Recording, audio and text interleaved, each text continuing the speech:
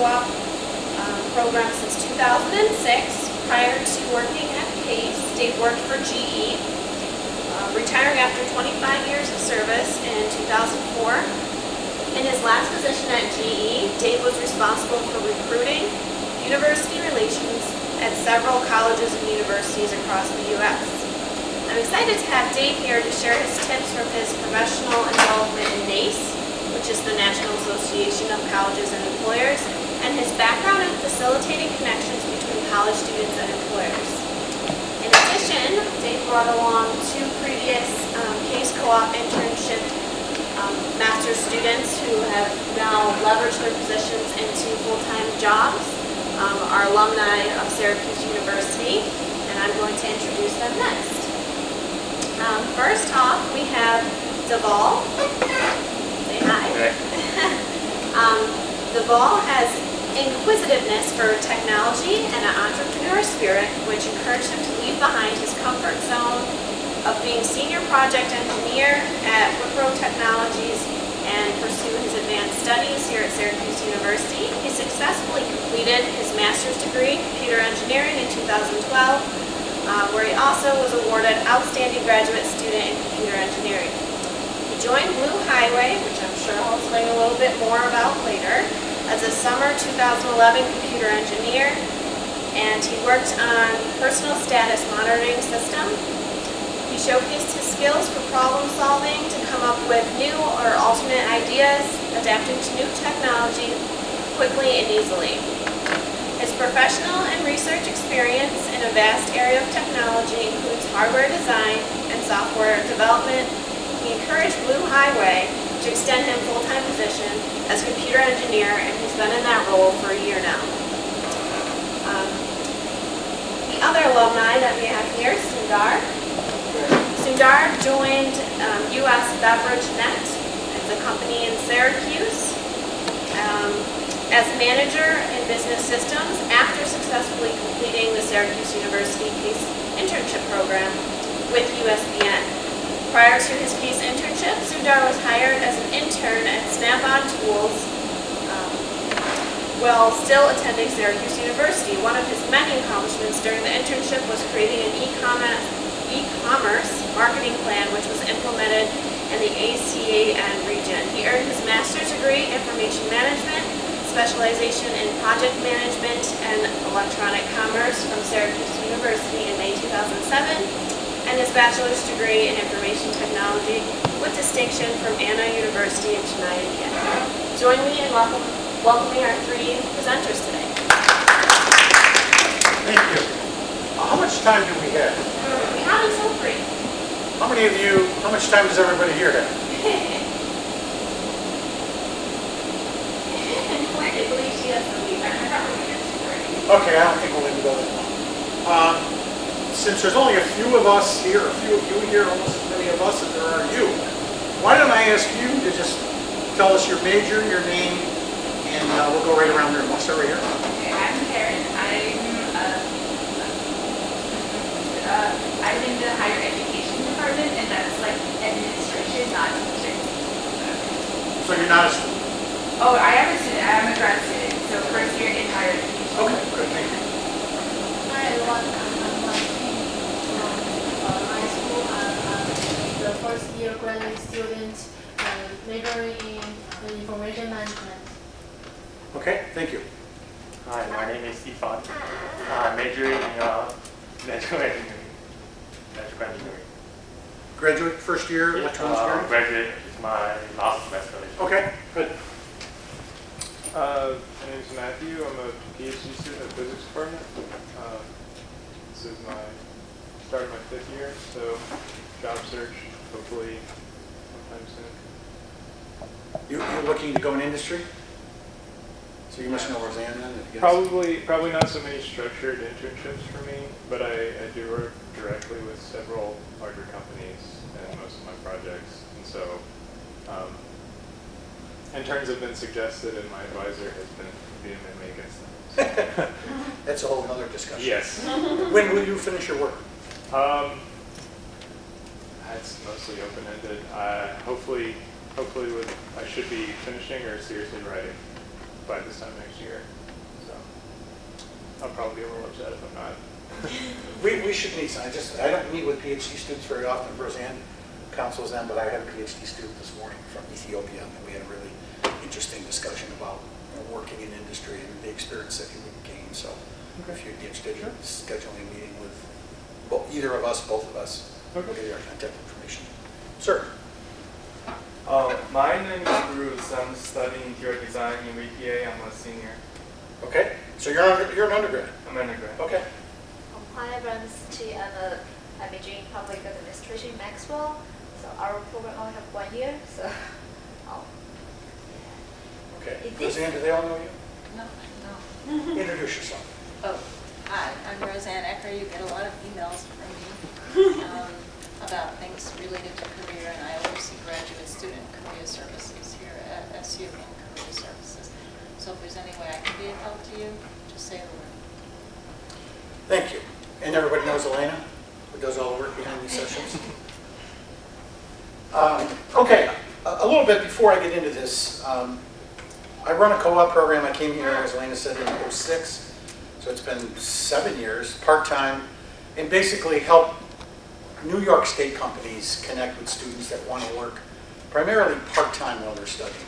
Primarily grad students, but certainly if undergrads are interested in finding local opportunities, it ends up being primarily local because most of the students are full-time students, want to work part-time, so by nature of that, the jobs tend to be local. So my scope is fairly narrow, but we have anywhere from 35 to 45 students working in various jobs year-round. Not the same students. We rotate students through based on the needs. Currently, I have several jobs open. So during the course of the time that I've been here, I've had a chance to interface with many students, undergrad, grad students, and the really unique thing is that most of the students that I've interfaced with are foreign national. Okay, so they're F1s, international students, whatever term you want to use, and we also help those students gain work authorization and help them get on a payroll so that they can work. And we started primarily with the College of Engineering, expanded into the iSchool. I don't know if we ever had any Maxwell students work for us, but I don't see why we couldn't. I just added a student from Newhouse onto our payroll. So we try to be that resource for the foreign national students who, not only is it difficult for them to find a job, but then if they find a job, these are internships and co-ops, not full-time. Then the work authorization is another hurdle that we unfortunately put ahead of them. So we help them get over that hurdle. Now a little bit about this program, and I mentioned this to a few of the people before we started. When I was with G and I retired in '04, early, as we say, I got the offer I couldn't refuse and took an early retirement. And we had used this presentation, or a version of it, for students that were going out on internship or co-op. But as I studied the content and we made some minor adjustments, we said, well, wait a minute, this is just how to excel in your job. So this could apply on whether you're getting your first internship, whether you're getting a co-op, or you're starting in a new job. In the first version of this, and I will say, I won't use the term stole, but I asked if I could use it by one of the guys from GE who created it in 1997. So here we are 16 years later, and my two experts here said the content is still good. So some things don't change, right? What employers are seeking. So we've tweaked it a little bit, but basically it's the same. It's the soft skills that you always hear about in interviews that interviewers probe you for. We're not going to talk about any technology stuff here. It's basically how to excel in your job or how to land that job from an internship or co-op, because many of you will either have an internship or co-op and it won't turn into a full-time job for whatever reason. Either that wasn't your intent or you didn't do well or whatever, depending on what you wanted to get out of the particular assignment. So what I wanted to lead off, here's kind of an outline of what we're going to do and talk about, be prepared, before you start, know about the company. If I use company, just think of employer, because sometimes it's not company. It depends on who you're working for. So be prepared ahead of time, know what they do. Getting grades, you're all used to getting grades, right? You've got grades for, 12 years plus another 4 and then another 2. So for like the last 16 to 18 years, you've gotten grades, right? You take exams, you get tests. Once you get to work, how do you get graded? How can you tell if you're doing a good job? And some employers call it evaluation, some others call it assessment. Sometimes they're written, sometimes they're not formal. So we use that term of getting good grades at work, which basically means how do I excel at this particular job. So we talk a little bit about that around some of the skills that you want to develop. And I'm a strong believer that any job, I don't care what it is, technical, non-technical, undergrad, graduate, any job is a good job because it builds your skills. So some students say, well, I don't have any experience. And I'll say, well, what do you mean you don't have any experience? Well, I only worked here, or I only did this, or it wasn't a technical job. Every position that you're in, you develop your skills. I don't like the term resume builder, but you hear that a lot. But it is developing skills. It could be developing organizational skills, interpersonal skills, dealing with other people, problem resolution, whatever. So think of every position, whether it be a job or research or an academic project, is you're developing your skills, because that's really what's important when the employer makes that decision to hire you or not. Now, I just want to take a second, from your perspective, I'm going to ask this young lady here, why would you want to get an internship? Because I want to get a full-time job after graduation. You want to get a full-time job after you graduate, okay? If you were to get an internship, Mr. PhD physics guy, then professor doesn't really Maybe support if the you. project was really interesting, but also possibly as an end to possibly future employment or something along those lines. Yeah, you know, it depends on your perspective. What I hear from some students is, I want to get an internship to learn. I think learning is a result of the internship, but I don't think the employer's number one reason for hiring you is so you can learn, right? Because most internships are paid, right?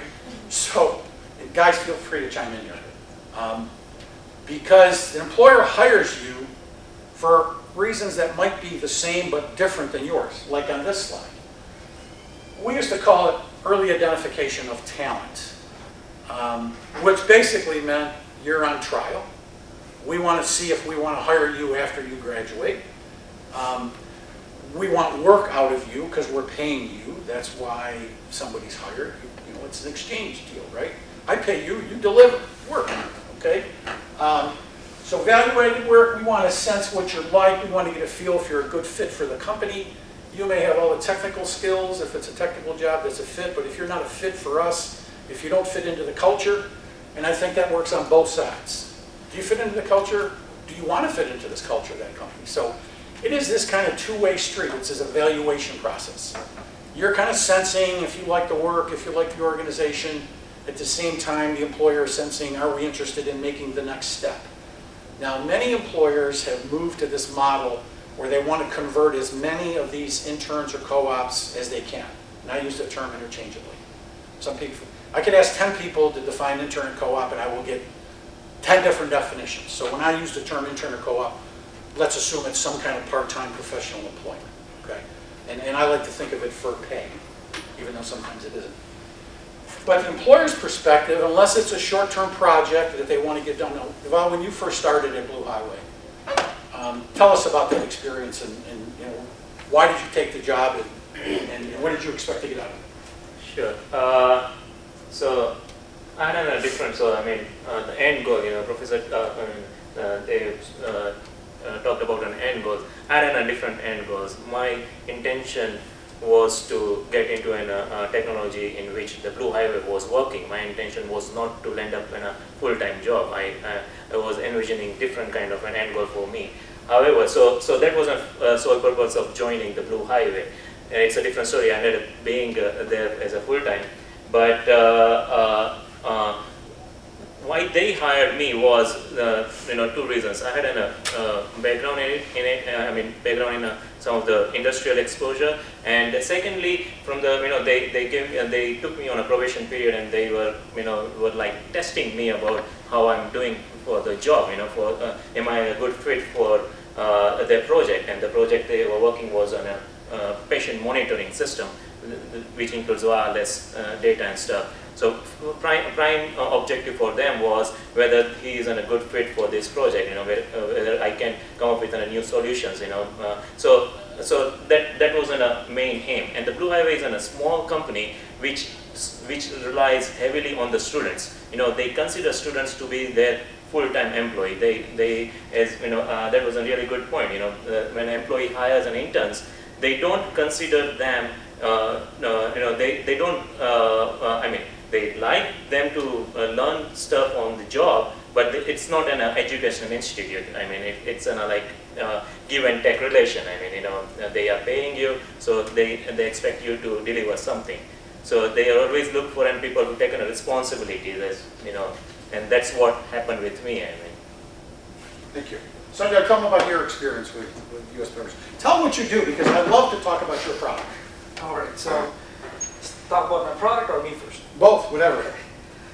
So I joined SU in 2005 and as a master's student in information management, and part of that program is we are supposed to, or you know, it's a mandatory internship. We have to do 6 credits in internship. So from day one, you are focusing on learning, but also trying to do those internships to, you know, finish those credits.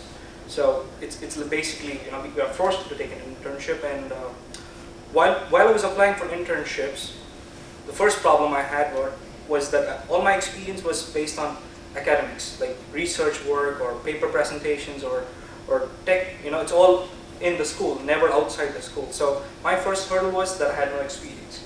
So the point I learned was that I had to do as many as internships I can, build work experience while I was at school, so I can get a job when I finish school.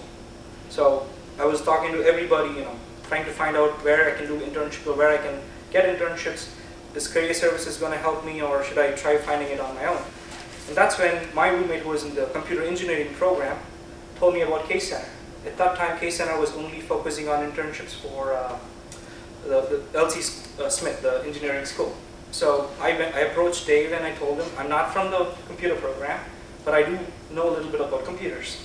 Would you be able to help me find an internship? And Dave went through my resume and he saw he saw that I did an internship with Snap-on Tools over the summer. So I started building up my internship. And that internship I had to pay for myself. Like, I had to pay for my flight to Singapore, I got to pay for my internship credits, pay the school for it. So basically, I put money into getting work experience. I made an investment into the Snap-on Tool internship. I did not get paid in that internship. I spent, like, you know, money to actually put something on my resume. Dave used that. We submitted to US Beverage Net, which was a startup. They started in March 2006. They wanted a guy to do a website. And since I did something related to that, electronic commerce, they hired me in 2006, November, just to do a single website. And while I was doing the website, you know, I found an opportunity, or I identified something. I identified that they thought they were not a computer company or a technology company. They were thinking that they were more a company that's for bars and restaurants. They were not a technology company. I was able to educate the guys who hired me, saying, hey, this is not a company which you are going to go to a normal bartender or a bar and sell your product. This is a technology company, and you need technology people in the company and not outside. And you cannot constantly keep hiring work when you need technology stuff done, people like me. And they said, hey, would you be interested in working? Be our first technology hire. And my question got me the job. They gave me the job. So that's how I became from an intern to the first IT hire or technology hire for the job. So what does US Beverage Net do? So US Beverage Net, we call ourselves draft beer, bottled beer category managers. We help restaurants, bars, stadiums, amphitheaters, anybody in any place who sells beer, sell more beer, and make more profit out of beer. So we came up with a monitoring system. Basically, it monitors how much draft beer you serve in bars and stadiums. We monitor how much draft beer you're selling, compare those two, and tell you how much you're making, how much profit you're making. They could lose, and so to show them how much profit they are making or could make, we had to identify why they are losing money on draft beer. And it was theft, overpouring, bad coolers. There were a lot of different situations where they could lose beer, so we helped them identify it.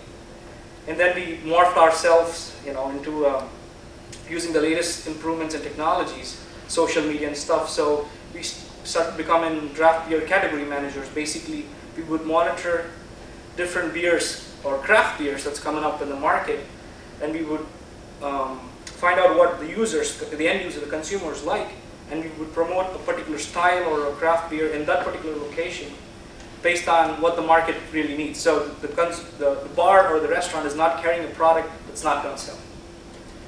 And now we are, the last final stage, we are here, we are starting an internet-based TV for every bar and restaurant. And this internet-based TV would be, highlighting every beer they carry. So it's, when a consumer walks into the bar, he's not confused with the different tap handles. They can look at the screen, know what they are selling. We do coupons and discounts based on usage of our beer board product. We call it beer board. And distributors can interact with users while they are at the bar, not at home. And we also created opportunities for microbreweries to be able to place ads without spending like multi-million dollars in ABC or fucking big channels. So we created a channel for the makers of beer and the distributors of beer to interact with the consumer. So that was our finishing product to our draft beer category management program. So that's what US BeverAgeNet does. Right. I mean, there's an interesting story how a student tries to get experience, pays for his experience, then finds a job, which didn't pay much back then. What did it pay? Maybe $10 an hour? It was $8.50. $8.50, which I think would make as much money in the food court now. Well, yeah, it was the minimum wage. Yeah. And took a job that was a web development job, a website, and then convinced a startup company that they needed to develop because they have a technology. Basically, who would think draft beer is a technology product, but it really is. And thank you for coming, because it was kind of the last minute. I asked him, well, I wasn't sure if he was coming, then I remembered Sundar and thinking, okay, we have somebody recently that graduated, and somebody that graduated 6-7 years ago, and you have an old guy like me and a presentation from 16 years ago. And you know what? It's all the same.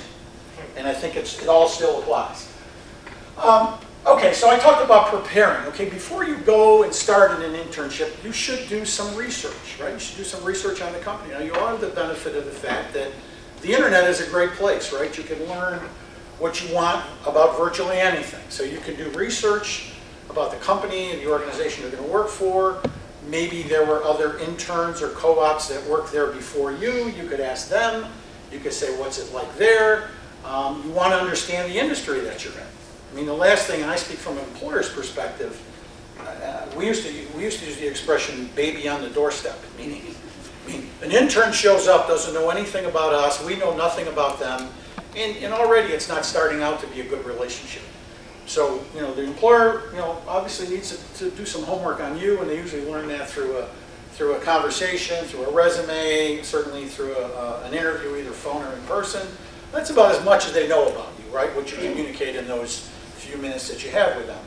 So you should take the initiative to learn as much as you can about the organization, because you have to add value.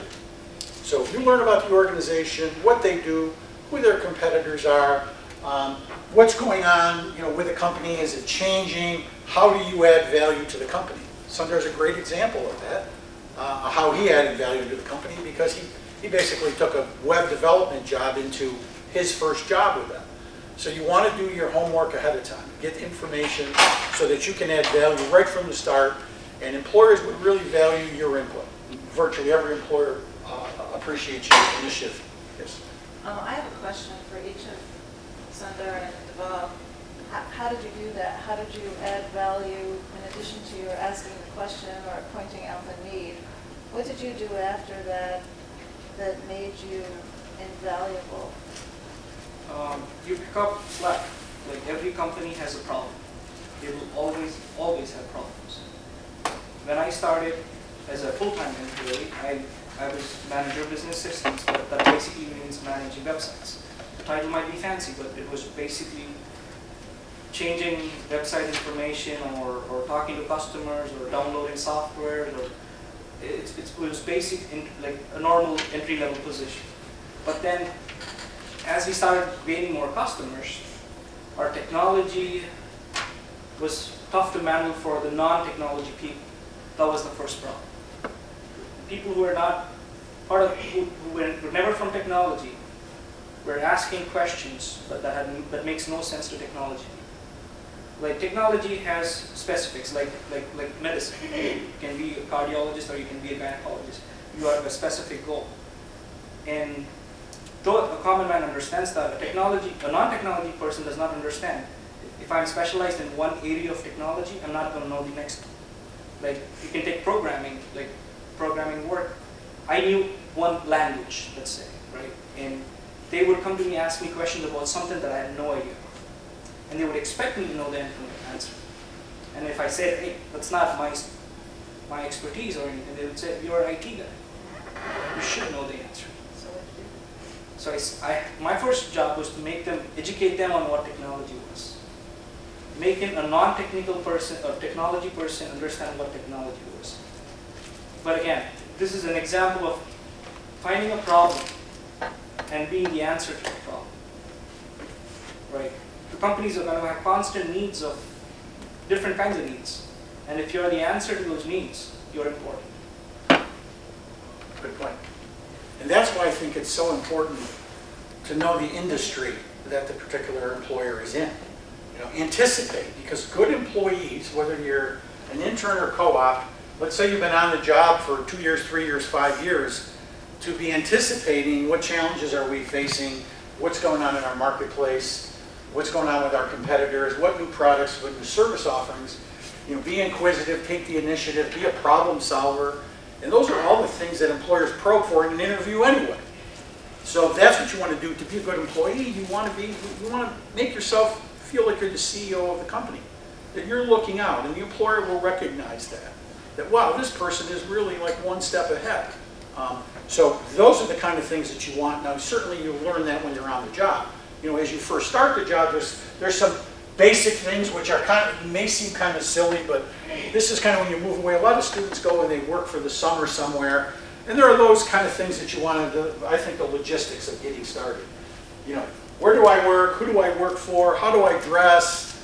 Where's the bathroom? Do we take lunch breaks? And as much as they may want to sound silly, you know, those are things that kind of get you acclimated, assimilated to the job. And you can find that out from whether, not all employers or hiring managers give you all that information ahead of time. So you want to get through that stuff, you know, that makes you comfortable so you can be productive on the job. How do I get to work? Let's say I landed a job with Deloitte in Chicago, and you want me to start on the 1st of June, and I get out there on the 29th of May, and I haven't found a place to live, and you're on the other side of town, and gee, I don't have a car, do I take a bus, do I take the train? I mean, those are things that you want to research ahead of time, because the day you hit the job, it's like saying hit the ground running. You want to be able to start to contribute from the first day that you're there. So get all that stuff out of the way, because the employer doesn't want to hear that the first day on the job. When do we get lunch? Well, maybe that's a question you have to ask. You know, if you need to know where the bathroom is, ask the gal or guy sitting next to you where the bathroom is, okay?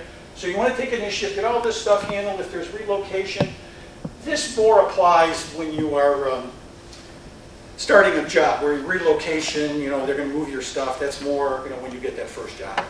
And I can speak from experience, because as a hiring manager, one of my last jobs at G, the last 3 or 4 years I was there, I not only recruited, but I ran a training program, and I helped, the term companies use is onboarded. I help onboard students, which were new employees. And sometimes the thing that you think is the first most important thing I have to do when I start a job is I got to relocate. I got to move my stuff. Are you going to provide transportation? Are you going to provide temporary housing?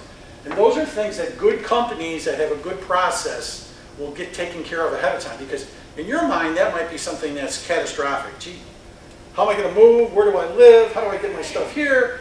And I work through those problems with students as a manager that worked with the onboarding.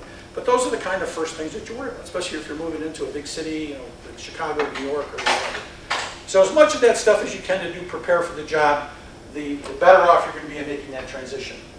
Now, the first days on the job, okay, Deval, why don't we go back a couple of years, think about your first days at Blue Highway. What did you do? Who did you work for? What kind of questions did you ask? Or did you? No,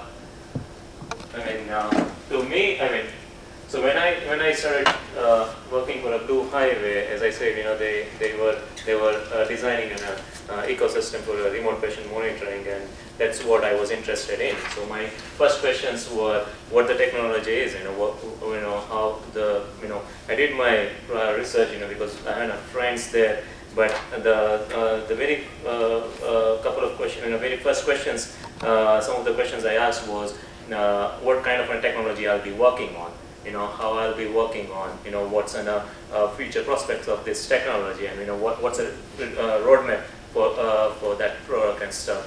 So that were some of the questions I asked, and what will be the expectations from me, what will be my role, and what are the my manager's expectations from me. That were the couple of questions. Good. And that's a great point. I remember when I started with SU, it was in March of '06. And from my background, I've been with a company that measurements is all it was about. I mean, you work for many large companies, it's certainly the one I worked for, is, you had your goals written down, you had your measurements. If the manager didn't tell me what they were, I would ask them. Or if the manager wouldn't tell me, I'd say, here's what I understand my job to be. And I used to have my goals written on a piece of paper right next to my desk, because that was what I was focused on. Those are my goals, those are my measurements, because the assumption is that's where I'm going to be graded on, so to speak, at the end of the year, and that's what my raise was going to be based on, or my promotion. Well, that was my life at GE, and plus we measured everything every which way anyway. So I came to SU, and I've been here about a month, and I asked the question. I said, so what are my goals? Or how am I going to be measured? And I got this kind of response that I've learned is not uncommon in higher ed. They said, well, we never really thought about that. I said, well, if I understand you properly, you want me to help students find jobs, but more so you want me to solve problems for employers, right? So maybe one of the goals should be the number of new companies. Maybe another goal should be the number of interns or co-ops we place. Maybe another goal should be how many repeat interns or co-ops do we have with various companies. And then since we handle payroll, how about payroll dollars? How about students that are converted into full-time jobs, which I don't have a lot of control over. So I came up with my own goals and measurements. So because you want to know how am I doing, right? Hey boss, how am I doing? And it's not a bad thing to ask your manager for feedback. Now, I don't think you want to do it the first day, the first week, or whatever, but you want to know how you're doing. Isn't every one of us want to know how's it going? Is there any problems here? So you don't want to be somebody that's constantly sitting in front of your manager asking those questions, but if you understand how you're going to be measured, then informally or formally ask for feedback.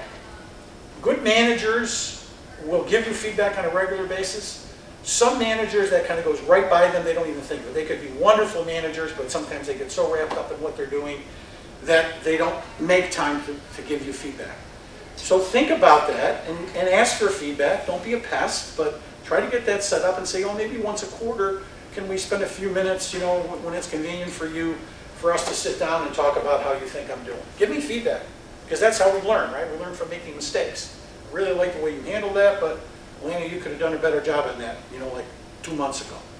Elena could say, well, gee, I wish you'd have told me at the time, so I could have corrected it. So understanding what's expected of you. And understand where you fit with the team. But Deval mentioned, we're fortunate, at peak we probably had, maybe 8, 10, 12 students working at Blue Highway? Yeah. So he was part of this team and worked on certain aspects of a project, or maybe he owned a project. But I think everybody likes to know, how do I fit into the organization? Because believe me, every role is important.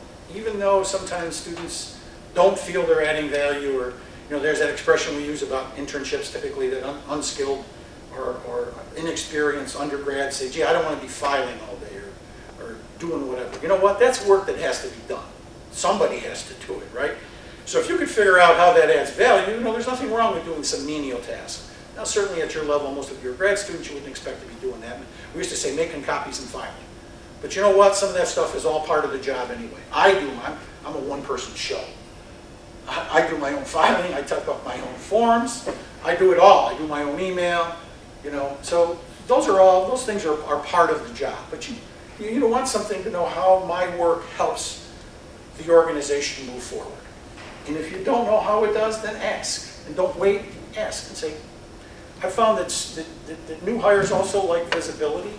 You like to know where you stand, you like to know feedback, and you want to feel that you are contributing, right? You don't want to be somebody stuck over in the corner working on code or whatever. You weren't here at the beginning. What's your name and what's your major? Christina. I work in career services. Oh, okay, so you're not even a student. Yes, you are. Not technically yet, but I did just apply to a grad program in Student Affairs Council. Okay, good. Welcome. So now we get into some of the real skills, right? And these are things that get probed during interviews. I mean, have you all attended the sessions on interviewing? That one's already done, right? Whether you attended or not, there's been kind of this progression of, resume prep, get ready for career fair, interviewing skills. You've already done interviewing?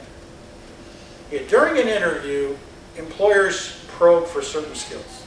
We call them soft skills. That's one of them, okay? Initiative is another one. Problem solving is another one. So you want to be reliable. This part's easy. Be reliable, show up to work on time, meet your deadlines, provide input that's either asked for or not asked for, but be a resource person. Don't be somebody that has to be expedited all the time.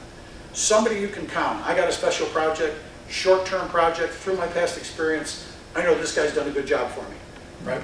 You don't always piecemeal all your work out to everybody. Say, I got this project, got a short time frame. Somebody has done a good job in the past. I got to have this done by next Wednesday. Boom, I'm going to give it to him. That gets assigned to whether you're an intern, co-op, full-time employee. And employers recognize that reliability and quality of work is really important. So be that reliable resource. And the other thing is if you make a mistake, and this is all part of development, it's also part of building your self-confidence, it's okay to say you screwed up. Some people try to hide the fact that they made an error. And that's not good either, because that's not being honest. Admit your mistake. Understand how you made a mistake and move forward from it. So that's okay. It also shows that you have confidence in yourself, that you're growing. But once people make errors and they try to cover it up or they try to blame it on somebody else, employer, your manager is making note of that. Okay? That's not a good trait to have of not living up to your mistakes. Personal integrity, you all have to deal with this as students. And you want to have that same kind of personal integrity in the workplace. Being honest, whatever your description of integrity is. We had a critical compliance program in the company that I was with that we comply not only with code of ethics and laws, but certain policies that we had within the company. Certainly here at school, think about cheating or plagiarizing and that kind of stuff. But display that personal integrity. Be that resource person. Be fair, be honest, accept the consequences, learn from feedback, okay? Communication. I'm going to turn this over to my two experts. Think about the whole communication piece in your job. Sundar, can you respond to this? Can you give us examples of any of this stuff?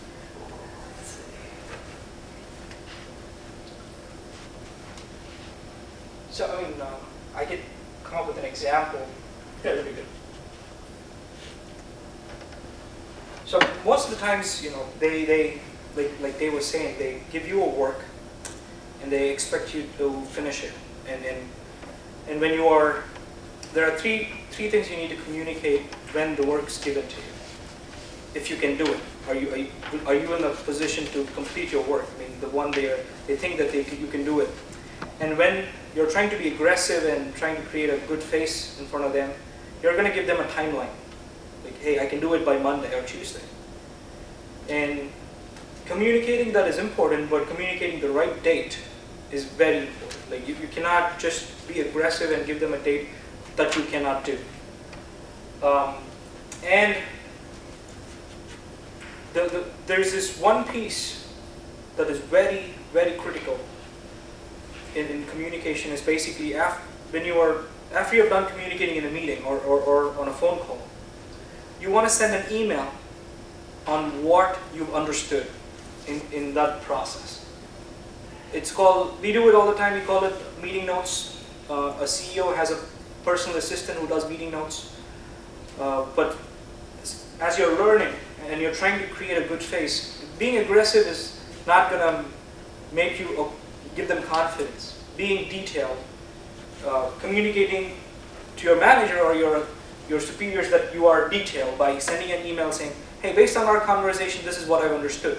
This is what you need from me, and I can give it to you on this day. Maybe it takes 5 lines or 6 lines to communicate that. That would cover all this. You know, that email would always say, okay, my intern has understood what I want from him or her. He's detailed, and you know, I mean, if the manager is being questioned, what is the intern working on? He or she can then send an email to whoever's asking the question. It helps everybody. So don't be too aggressive when you're communicating your deliverables. I don't think I need to cover being clear when you're talking, but you know, if the language, like, this is more for international students, and I had this also.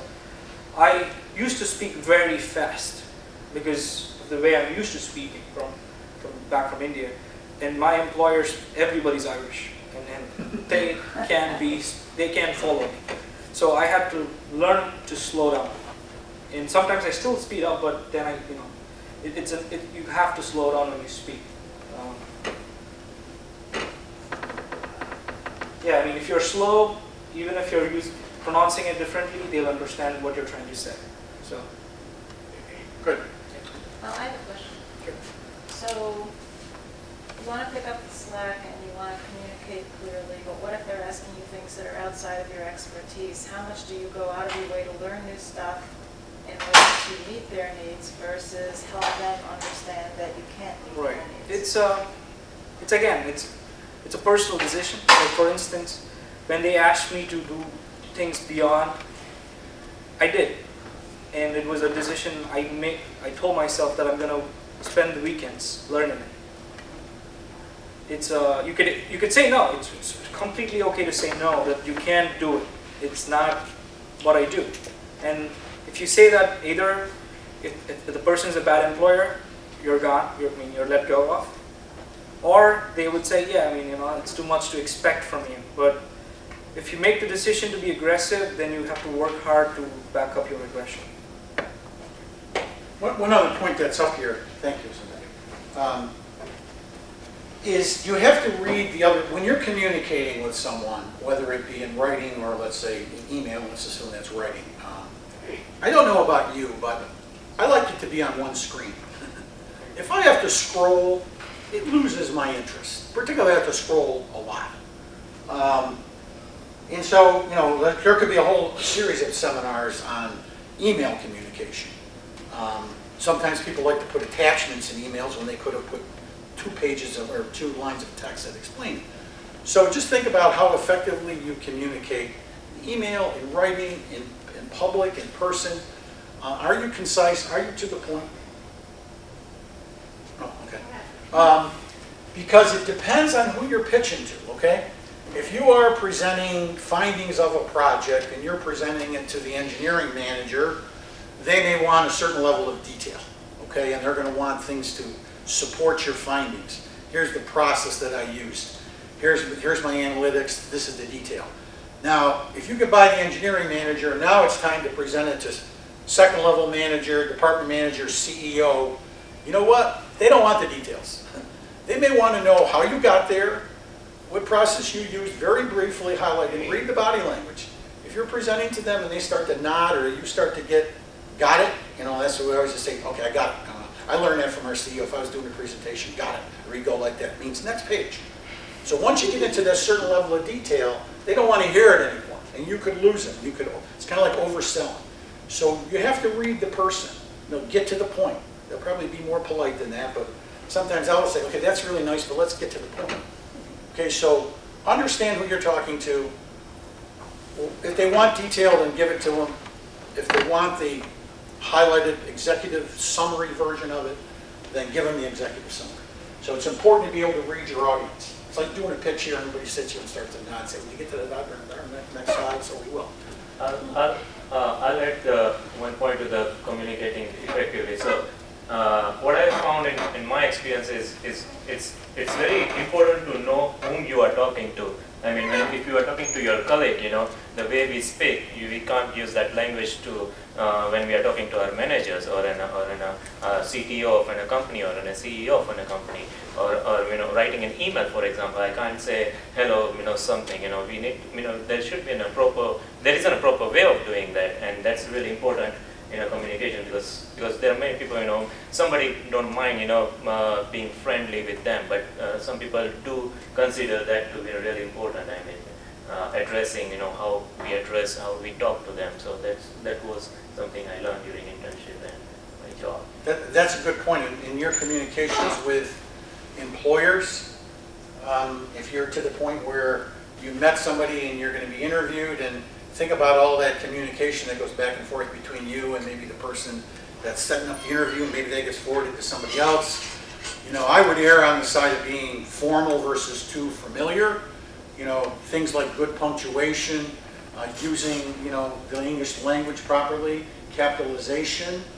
I'll get emails from students that are, I don't mind because I'm kind of a liaison between employers and students, but you might as well practice good professional communication when you're in a job search.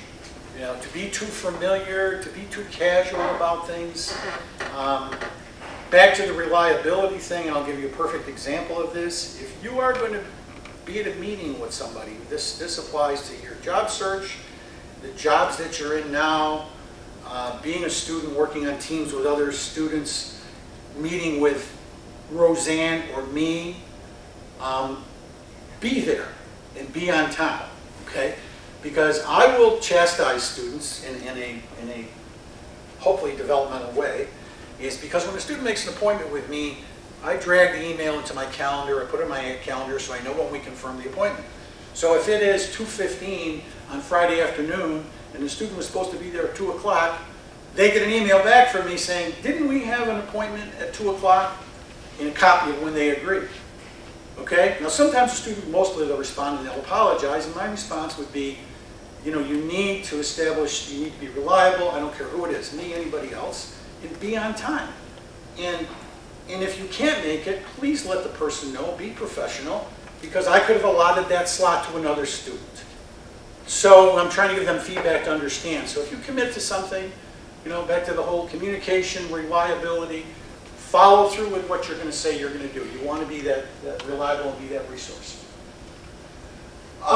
Be perceptive, and this kind of gets to the point that Deval was making. You need to read your audience, right? Who are you communicating with?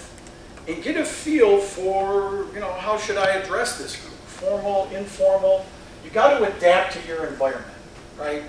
I always would say, err on the side of being more formal versus less formal, okay? You can always dumb it down, so to speak.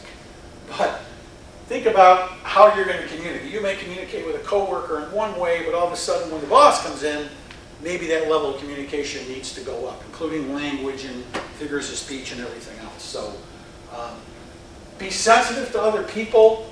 And I don't know if you've ever read anything or taken any coursework on something called emotional intelligence. But if you haven't, I suggest, I know there's all kinds of readings on it. There actually was a course here. My son took it when he was a student here back as an undergrad. Be able to read other people. I mean, there's nothing better than being a good team member and me being responsive to your needs and understand where you're coming from. Because if all I do is sit here and communicate, and then you don't hear anything I said, or I don't hear anything you said, and I want to be the next one to remark, then that's kind of shuts down the communication. So be sensitive to other people, what their needs, their wants are, how they feel on a position. Elena comes up with an idea. Instead of me saying, I don't really agree with that, or that's a dumb idea, I might say something like, I understand your point of view, I kind of see it a little bit differently. Or if I still don't agree, I might say, well, I may have seen it a little bit differently, Elena, but help me understand how you see it that way, because maybe I'm missing something. And I think that helps to that communication and building that trust with other people than saying, I don't agree with that, or that's a dumb idea. Obviously you wouldn't say that, but I think there are a lot of people that do. So and those are called interpersonal skills. Employers assess you on interpersonal skills. Communication, interpersonal skills kind of go together, but how do you relate to other people? I mean, these are all parts of being a good team member, right? How do I deal with conflict with someone else? If I don't agree with someone, how do we come to resolution on it?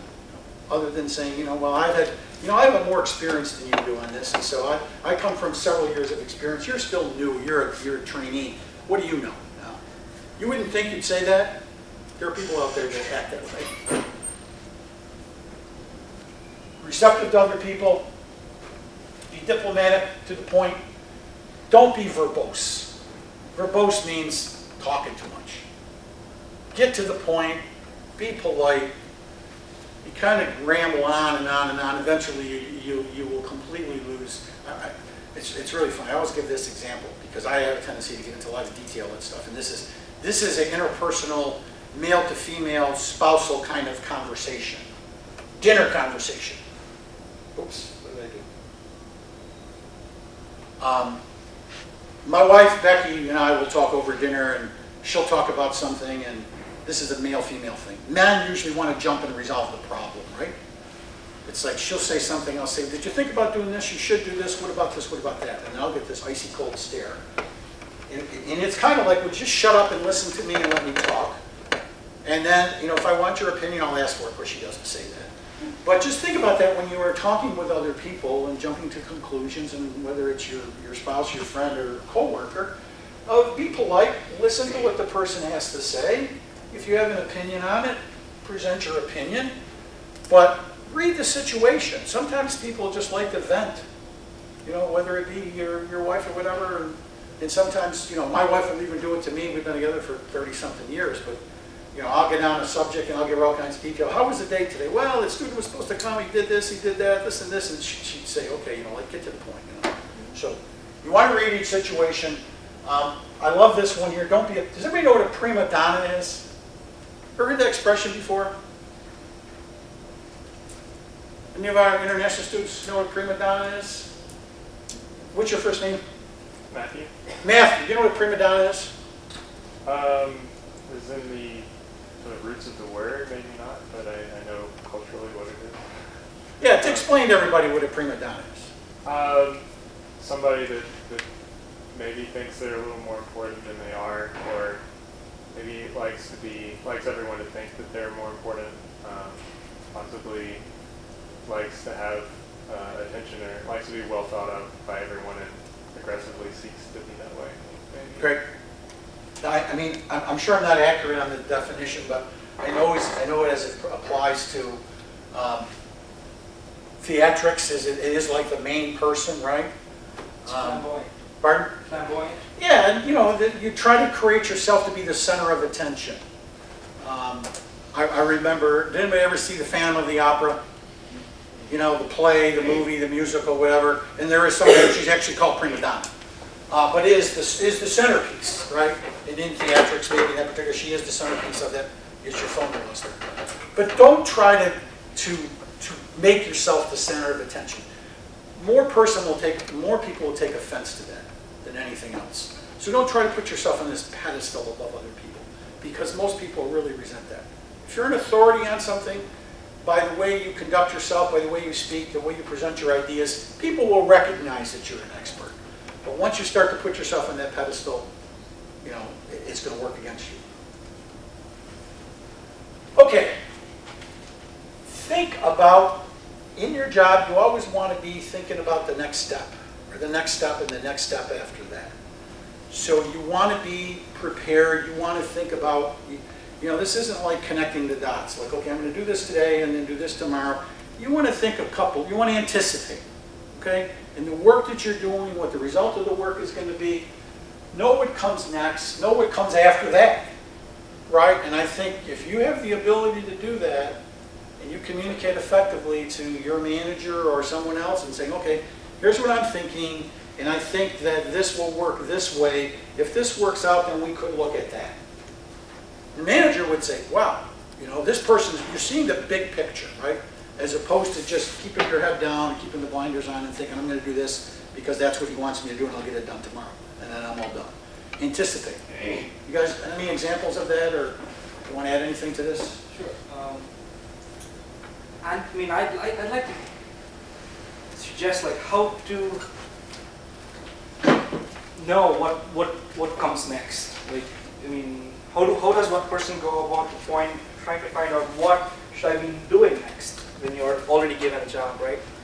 The first place to start looking for answers, any industry, is what the company offers as a product or a solution right now.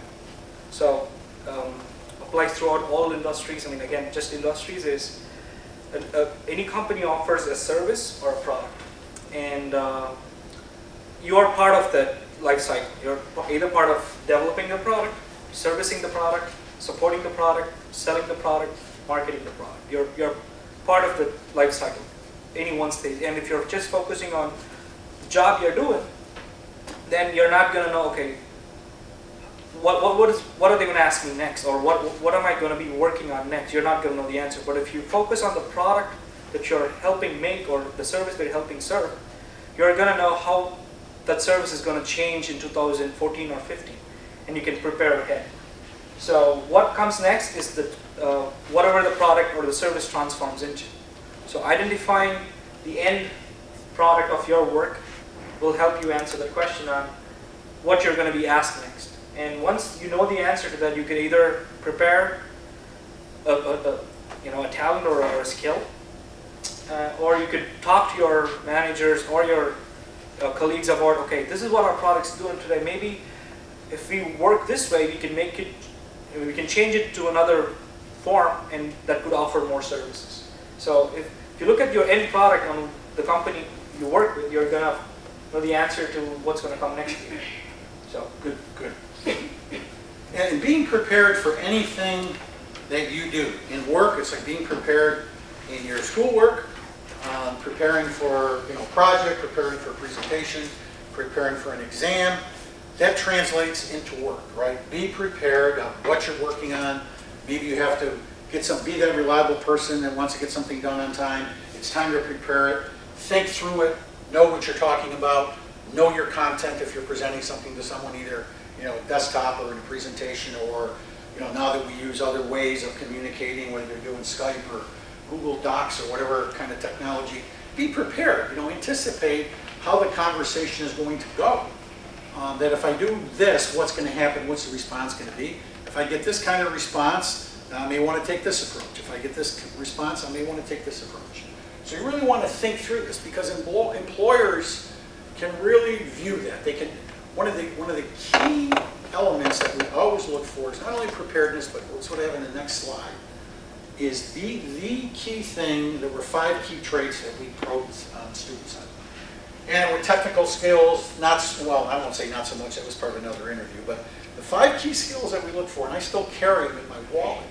I won't remember all of them, but it was self-confidence, interpersonal skills, problem-solving skills, change orientation, which means flexibility, but change orientation is the way we put it, which means, do you look to bring positive change? Not are you flexible and do you adapt, but do you look to change things to make things better? And the last one, and this is not specifically in order, is this: initiative. And think of initiate, right? Initiate is to start something. So people that show initiative was key to us. That's why employers, when they interview you, they want to see how you started something, how you initiated something, how you looked at something differently. Were you part of an organization? Did you start an organization? Are you a leader in the organization? And that's why they look for all that stuff on your resume, because is this a person that's going to take charge? And there's a way to take charge without being the prima donna. Okay? So you want to take initiative. You want to pursue things aggressively, but not by plowing over others. And you want to show that you are a get-it-done kind of person, and that you are thinking. It ties in with it being prepared and anticipating. Is you want people that take initiative. You don't want people that come in and say, okay, what's my job? Okay, I'm done with that. Now what do I do?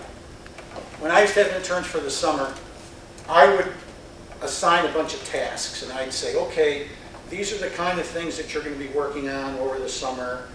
Here's your big project for the summer. that you're going to need to deliver by the end of whatever the time frame was, the end of August. But you're going to run into some roadblocks along the way, and you're not going to be able to move along to that big project. So you're going to have to work on some other things. You know, and what I was saying is, I don't want you to have to come to me every day and say, what should I do today? You know, what's next? You know, it's like, I'm giving you enough stuff to do. Here's the big project. You fill in the blanks. You manage multiple priorities. It's like the juggler. You keep all the balls in the air. You take initiative. You see something that you could improve upon, while still doing what's assigned to you and what your work is. Make a recommendation. I'm thinking if we did it that way, we might save money. It might be a more cost-effective process. It might be better. The quality might be better. I was thinking about this. What do you think about that? That's impressive. Not only initiative in your own work, but initiative to making things better, making a product better, making a process better. Comments from either of my experts? Yeah, I mean, I'd say, you know, along with the initiative, it brings a responsibility too. I mean, then be prepared to, you know, get that initiative done. I mean, you know, so all jobs has an unpleasant task. So, yeah, so if you have taken an initiative, say, you know, trash cans, you know, this trash can doesn't look good here, you know, then be prepared to take responsibility of moving that. So this was a really, I think, bad example, but you know, in a job, I mean, there are many things which you can take up an initiative on, but you know, again, be prepared to take that initiative, you know, through, you know, till it's done. Yeah, if you sign up for something, that's a great point, and you got a pretty good idea, something you were going to do, be careful. Yeah. You know, I think we should do this. Great idea. Why don't you get started on that tomorrow? Yeah. So be careful what you sign up for. I think it's good if you come up with an idea, and here's how the approach that I think I'd like to take. And I might say, wow, that's a great idea. Would you like to lead that team? Yeah, I would. And I think these two other people should be on with it because she's an expert in that and he's an expert in that. Boy, that would go a long way to me in what I think of him. Not only is he taking the initiative, he's thinking about how to approach it, and he's identified some other key resources to move the process, to move the product or project forward. And I'd say, boy, this is a dependable guy, he's a reliable guy, he's got some great ideas, boy, he's going to get that big old check mark. And I got to really think about this guy long term. So that's, you know, I don't care if you're an intern, co-op, or you're first on the job. Those are things that you do, and as you kind of check these things off in your career, after you've been with a company for a while, you're being assessed on your work going forward, right? And we all want to get promoted eventually, and we all want to get a bigger job, and in many cases we all want to get more money, not specifically in that order. Sometimes it's let's get the more money first, but the more responsibility you take on, the faster your career is liable to grow. Whether you get promoted or you continue to build skills that will either promote you within your organization, or you build those skills so you can take your act somewhere else if you decide you want to go somewhere. Sir? Just ask a question, like, you know, working on big companies, how do we like demonstrate our work initiative? In a big company? Yeah, because like you have like structures like in the big companies. I have an answer to that, but does anybody want to take that on? What do you think? You worked in a big company before Blue Highway, right? Yeah. So, I mean, in big companies, I mean, there is a really big difference between a big company and any small company or a startup company. So in a big company, many times they have an, you know, if you're talking about an initiatives, technical initiatives, then they do conduct a meeting, team-wise meetings to discuss on stuff. So if you have any initiative, put on the table. I mean, you get to that to your leads.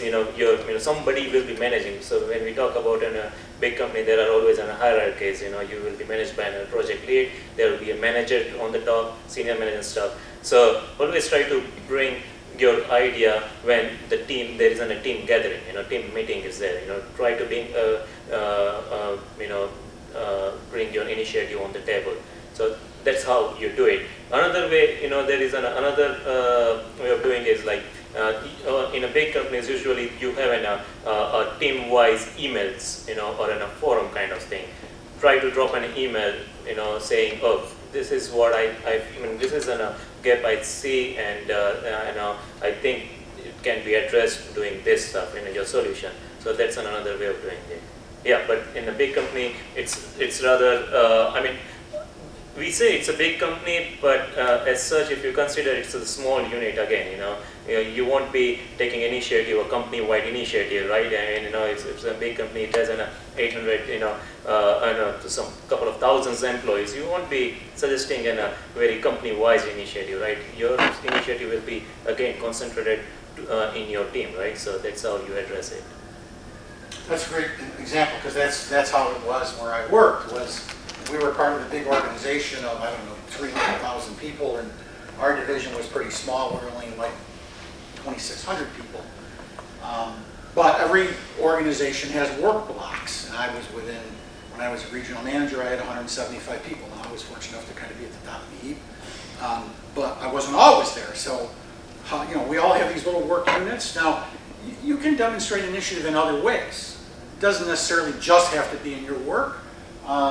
Maybe it's to volunteer for an organization, a professional organization, or something that's going on within the organization that you want to be part of. You always want to increase your visibility. So initiative could come in a whole bunch of different ways.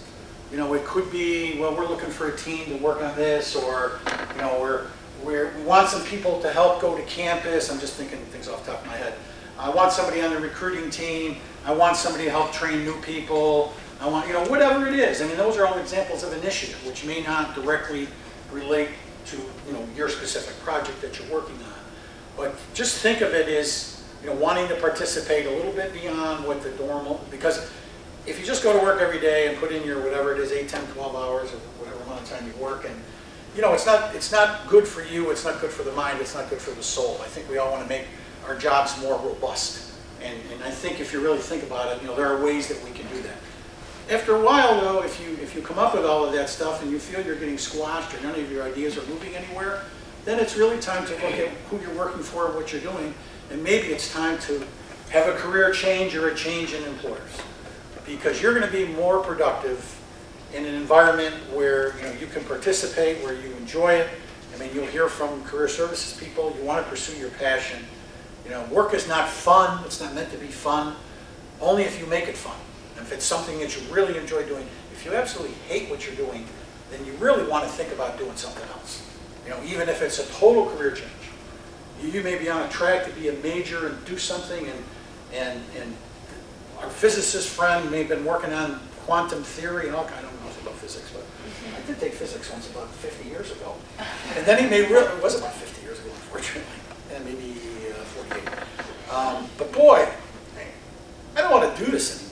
Or I don't like the people I work with, because all the people are like this, that do this, whether it be physics or anything else. And I would rather work with different kinds of people. So sometimes you get to that point where you really have to take a look at what you're doing and you make a career change. Sometimes it means taking a step backward, but it's better to be happy with what you're doing, even if you're making less money. We alluded to this, is you want to be the go-to person. Without being the prima donna, but you want to be a resource. You want to be, it gets tied back to being reliable. Okay? Be a resource person. There's a great point here. It says, demonstrate ability to stand alone, yet open to learn from others.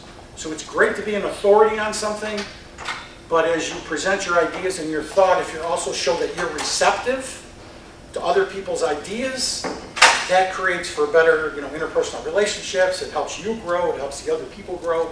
So it's okay to be the authority, be the resource, the go-to person, but not when you turn into the prima donna, because then input from others, particularly when you get to the point where you're a leader or you're a manager, and this is one of those fine arts of being a manager, is be that resource person. You're kind of at the top of the totem pole, but you always want to create that atmosphere where you're willing to take input from others and you're willing to act. And that's how you motivate people, for them to understand that what they think is important. If you just be the resource person and you shut off all of the communication, then you're out there alone. Okay, so just think about that as you move through your career. There's something here that, think about this. This was written 16 years ago. The company that I work for, we would let you work as hard as you wanted. If you wanted to work 12 hours a day, great. If you wanted to work 16 hours a day, nights and weekends, great. The more we could get out of you, the better. Okay? Now, there was a sweatshop, but because we had people that were really, wanting to do a good job. And what happens, and this applies mainly to salary people, not so much to hourly people, is you get burned out. So as things have kind of changed over the years, within the last maybe 10 years or so, there's been this real movement that's been led, some of it's been led out of human resources organizations, others it's been led out of maybe senior management, is you need to balance this work life. Because if you don't, you'll either get burned out, it's not good for your health, it's not good for your well-being, it's not good for the health of your family if you have a family, whether it be a spouse or children. So you've got to figure out how to balance that. But don't assume that the employer is going to tell you how to do that. Some employers, it's the kinder, gentler employer that's going to, but they're not going to force it on you. Right? They want to get as much out of you as possible. You want to continue to take initiative. So there's that balance between taking initiative versus taking the time for myself, for my well-being, for my health, physical, how I eat, workout, whatever it is, but you have to do that because no one's going to force you to do it. Okay, so think about taking advantage of balancing those priorities. Some of it with some people is spiritual, but I think you're more productive, and you're a better person overall in and out of the workplace if you create some balance. And unfortunately, through the career that I had before, I didn't do a very good job of that because we were so measurements driven and I want to promote myself and get to a certain level, and I travel all the time, and I watched my son, who's now 34 years old, and it seems like I missed like 5 years in there in the teens. How did he go from 13 to graduating so fast? Because I wasn't doing a good job of balancing. So keep that in mind. You've got to do what's good for you. I like the thing of having fun, have a good sense of humor, have good relationships with people. Have relationships outside of your own core group, within your organization, outside your organization. Don't become so channeled that you're not, don't have other interests outside of it. And this kind of summarizes it. Know your stuff before you start, what your skills are, be reliable, personal integrity, communicate, resource person, take initiative, be a good overall person, employee, be receptive to others, be prepared, initiative, be a resource. Those are all the things, and if you can do all of that, you'll have a very successful intern, co-op career, however you want to put it. Any questions on this? I have a whole other section, but I think it's probably, unless you want us to keep going, I have something about mentoring and what's the group think? It's about 2:20. Are you wanting to be here longer? Input? Well, I would be interested in hearing from these two guys about any tips they have. Okay, gentlemen, the floor is yours. Tips for Being successful, that, some of these things, they're all like good ideas, but implementing them might be difficult or complicated, and you've said things like... Well, I could share, we've hired a lot of interns from K-Center, and I could share some of my experiences with those interns. We've converted interns into full-time jobs, and we've also had to let go of some of them for certain reasons. The first intern after me was, we had 3 people for technology again. My company liked the program with K-Center, so we wanted to try out one more time, bring in more resources this time, so we brought in 3 person. And the problem with our company in 2006 was 2007 was that we were a startup. And we could afford what a startup could. It was based the minimum salary. And we had no experience managing people, managing interns, foreign students, local students. The first intern who we did not let go of but left us was because of a fancier job than working in Syracuse. It was working for a company in Boston. And so it was a very short notice. We didn't know of the person leaving. And we felt really, Dave felt very bad because that happened to us, because there was no notification or any of that. Person was gone, and then we were notified by email. So that was the first case, and that would basically says, integrity. I mean, it's, you know, we are counting on somebody and that other person does not return the favor. In this case would be the students. When somebody takes risk on you, appreciate that, and it would pay you back something. You know. So we'll never get a letter of recommendation from this company. He didn't ask for one. No, but it's over for him. He couldn't get one. He couldn't get one. Yeah. That was the first intern. The other times is interns, like, since you're talking about internships, they like overselling themselves. Interns like to, in the job interview process, they say a lot. And eventually after interviews, you could see through those interviews. I mean, see through the person who are overselling and who are not. Like, you could identify patterns, like employers know that. Like, when you're talking too much, when you're saying so much, you're gonna know, okay, a person can do all this. If you come to me and you say you have all these characters, nobody can. I mean, You won't work here then. What's that? You won't work with the company then. Right. I mean, there's no one person with every single like every single quality in this sheet. Like, you're not gonna. So the first point is know who you are. You're a different person than anybody else. So you gotta show who you are. Very important, because the employer is gonna work with you, not what you're saying. You gotta first know who you are so you can present just you, not what the employer wants. Right? You gotta present yourself. And interviews always are good. They say I could manage 10 people. You give me the toughest situation there is, and I'll pull through. When you say that, you gotta back up. Nobody backs up that. There's no intern. Again, you're talking about internships here, so you're not a rocket scientist. Like, just they know that you're gonna learn. Every employer knows that you have a learning curve. So, when you are trying to oversell, you're actually losing your job. You're losing points. You're losing credibility, and the employer will always know that. That second person that person couldn't deliver, they weren't technically capable, right? We had, that's what the overselling factor was. Yeah. They had a background in programming or a particular skill set, but they were just not good at it. They made too many mistakes. And again, I had to babysit a lot. Like, that's guiding, but we use the word babysit because that's what we do. We basically sit with them, teach them. It's a tutoring relationship at that point. The third intern, the bad intern we had was, I was trying to think who it was. I think that person was, again, there was another point of overselling. Volunteered a lot, take over a lot of responsibilities. But was able to do it, but after proving a point, they were not able to keep up with the pace they set for themselves.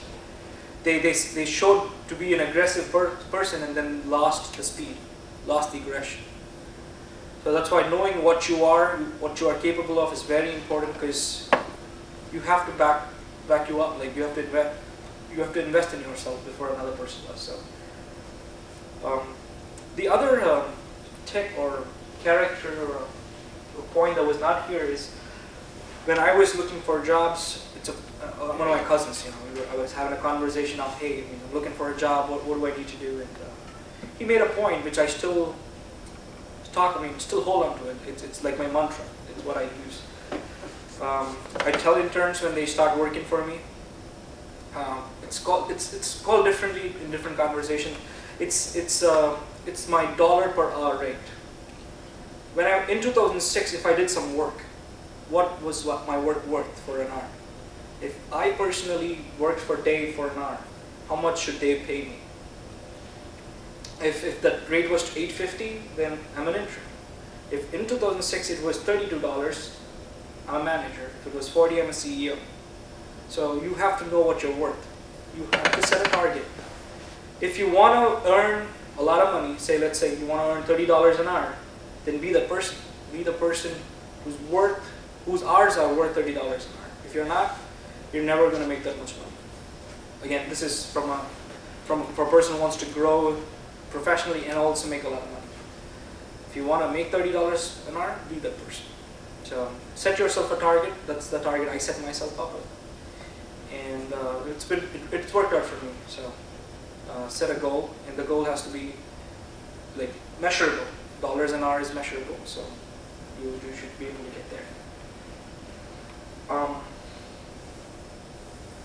Again, converting internships into full-time jobs is very easy if you can stand out from the crowd. I've never worked for a big company. I don't know what it is like to work for a big company. I always, even if I don't work for the company I work with right now, I only work for a small size company because my visibility and the amount of attention I'm going to get without being a prima donna, right, will be is high. You would feel important if you work for small companies. And downside is it won't be a fancy city or a big city, not a lot of money, but you would really feel important. So How small is your company? six of us. 6. Yeah, I mean, we do a lot of automation. We've been 6 when we had 4 customers, and we are still 6. We have 1,000 customers. So we learned, we made systems that would replace. I mean, we all shares in the company. So the more work we did for the company, we didn't have to hire more people, and we got returns.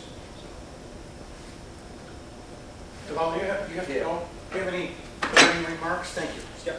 Yeah, I mean, I'll make a last remark and I'll leave. So internship is a really, I'll consider internship to be a really, really important phase in one's career. I mean, we talked about internship to convert it into a full time, but it's not always, probably I want an internship, I want to do an internship to make, to go into a research, to go into an academia, to apply for a master's or to apply for an PhD programs. So that's, for that also the internship is really, really important. At that time, you don't, see how much you are getting paid. If it is a free, as you invested in your internship. So know your priorities. I mean, it's what you want. The internship is a stepping stone. Where you want to go. How you want to go. How you want it to pursue. So that's really important. I mean, if you want to go, you want to do an internship and go to the big company, then address that internship accordingly. If you want to go to an academic, address that internship accordingly. So have a future plans, where you want to land up. And finally, for the initiatives, I'll say initiatives can be really, really small. It doesn't need to be, groundbreaking initiatives like, you change the way people work in a team or the way the whole company works. It doesn't need to be. The very small initiative can be, you are bringing donuts every Friday. People like donuts here, and and know the culture. Know the culture. To whom you are working. That can also be a really good initiative. That makes you different. I mean, even this is the very small initiative. Yeah, I mean, that will be my sharing from my past experience. Though. You make a great point. Is to stand out from others, and I find that students are real colleagues, and an example is I'll have a job that's open, and I'll either post it or I'll send it to a student I know has a particular skill, and then that student will decide to share it with a whole bunch of other students.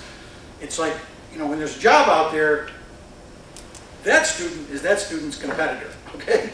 So when you get a job, when you know about a job, you should pursue the job, right? So you do, at some point you want to stand out. You want to be somebody's colleague. But why should you increase the competition by telling all your friends, I heard about this job? Because then a person that you refer to may get the job and you don't. And the same thing can work about when you're with a company. The same thing could work is you have to stand out, because if you're an intern or a co-op, the chances are if there's 5 of you, they might hire 1 or 2. Yeah. So how do I play this, I won't call it game, but how do I be a good teammate and supportive, but at the same time find ways to elevate myself so that I'm the one selected. So I mean, in the same note, I don't really consider there is a problem in overselling yourself. We are here to sell ourselves. I mean, everyone is there. Everyone is in a, there are 5 prospective employees, then we need to sell ourselves. We need to do something else. But at the same time, I'll go to my point. If you have if you are all selling yourself, be responsible for what you say. Be responsible for what you say, what you will be doing. So that's really important. Try to be an extra. Try to go an extra mile for that. Yeah. Any other questions or remarks? I know that he has to go. We can take questions. You have it 2:30? Yeah, I can. Yeah, 10-15 minutes will be okay. Yeah. Any questions about what we talked about or what we didn't talk about? It's more related to just my personal situation, but I applied for an interview, and the people that I spoke to there, they just seemed to want free labor. And it was like, well, I can get some experience, some valuable experience probably, but it doesn't seem like the best atmosphere. And I was kind of thinking like maybe I should just go somewhere where the supervisor, I guess, is more interested in helping me learn something. So But well, I have a view on free labor, which is a whole other topic of discussion. If you really want to learn something and you don't have as much to contribute, and it wants to be a learning experience, it's back to one of the first slides. Is if you want to learn, are you willing to put yourself in a situation where you can learn something practically in a practical environment as opposed to academic? And you're getting paid, but maybe you're getting paid by learning something from it, right? If the employer is gaining value from you and you're contributing, by law, even though they should be paying you. And if you think you're getting taken advantage of and that it's not a two-way street, then and maybe you don't like or you didn't feel right about the people you're working for, then maybe you need to look somewhere else. Employers will be very happy to take you on and work for free. I don't know any employer that would turn it down. But if you had some value, I think you should be compensated. Legally, you should be compensated. I don't know if anyone else has similar experience, but the internships that I'm looking at, they're not paid. There are a lot of these internships around because most of those internships are for public departments, like the ones I've done a couple of free internships, just to like a resume builder. One was for our city library, and I fixed up their computers again. Was there for a month, had something to put there. So again, there are a lot of people who need help, and the people there, what they're expecting, the interns who they're expecting are people with no experience, not a person with experience. And when you apply, you think they are going to take an advantage of you because you have experience. But when the employer is posting a job, it was for, okay, I need a person with no experience, so I'm giving something to that person, and that person giving something to me. So that's the mismatch. Maybe they were expecting for somebody with no experience, and you were there. What's your field? Is it social service? No, it's education, administration. Because I know like in social services or not-for-profits, like if any of you went to the intern fair that we had in September, many of those not-for-profit companies and agency types typically do not pay. That's for experience, and they don't have a lot of funding, and they don't, by nature, don't pay. I can't speak so much of your profession. I'll give you an example of one of my friends who was into an high school, and he did probably for 2 years free internship. He was from China. He didn't have a work experience. He did 2 years of a free internship with an education institute local in Syracuse for free. Because he had no experience. And now he's working with Rhode Island University. It's full time there.